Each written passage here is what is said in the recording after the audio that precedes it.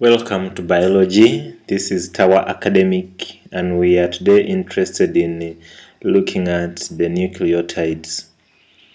Nucleotides, we can call them basic units which make up a group of most important chemicals in all organisms that we refer to as nucleic acids, but best known as ribonucleic acids and deoxyribonucleic acid. Now, when you talk about a basic unit, it is just a building block you can imagine of any structure. The smallest unit that makes up that structure is what we call a basic unit. It's a building block. So nucleotides make up building blocks for nucleic acids. And that's the structure that we are using for representing our building block. But then we can have what actually we are interested in making. This is what we call a single strand of a molecule of a nucleic acid, and the nucleic acid we are intending to make looks like it is, but it's not what we are interested in right now. Right now, let's look at the structure of a nucleotide. When we are talking about the structure of nucleotide, a nucleotide is made up of individual nucleotides are made up of 3 components. And these components, one, we have a 5-carbon sugar that we refer to as a pentose sugar, represented by that structure. Then 2, we have a nitrogenous organic base. Nitrogenous organic base, we are going to have it represented by this structure. Then 3, we shall have a phosphate group. Phosphate group simply as a circle. Now, when we continue, we want to look at each of them individually. How do they look like?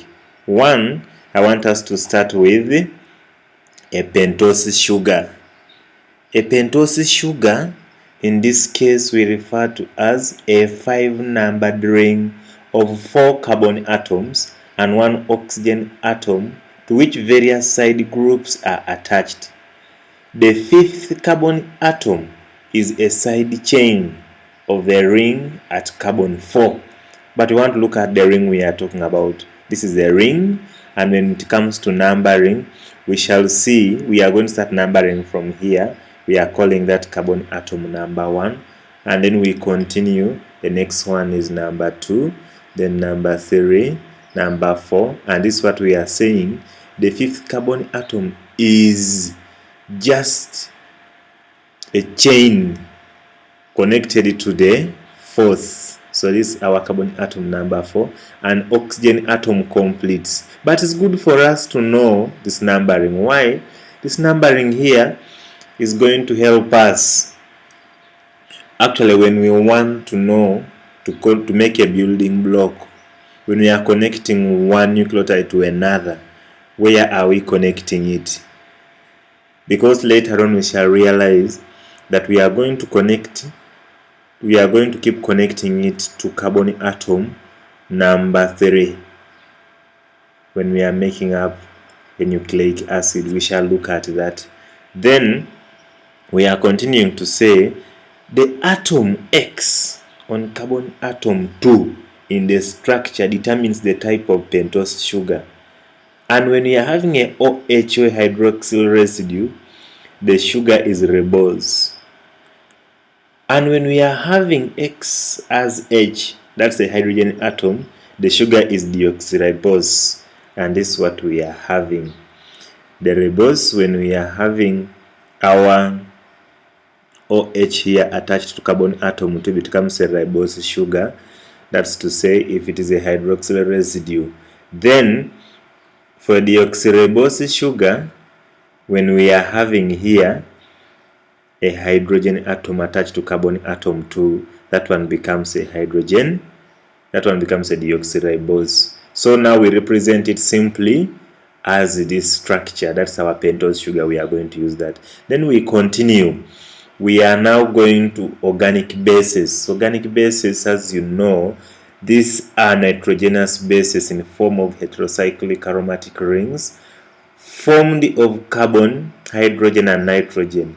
But we are saying based on the structure of the 2 rings, we are actually going to have 2 types of organic bases, the pyrimidines and the purines. We start with the pyrimidines. We are going to say Pyrimidine bases have a single ring structure that includes cytosine and thymine, or cytosine and uracil. So cytosine is found in both, but if it is going to form a DNA, then it's going to contain cytosine and thymine. If it's going to form the RNA, it's going to be cytosine and uracil. That is very important to note.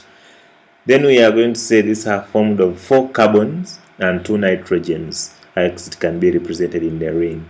And then we say the purines are formed of 2 rings, one hexagonal and the other pentagonal. And they include adenine and guanine. Those ones don't have any alternative.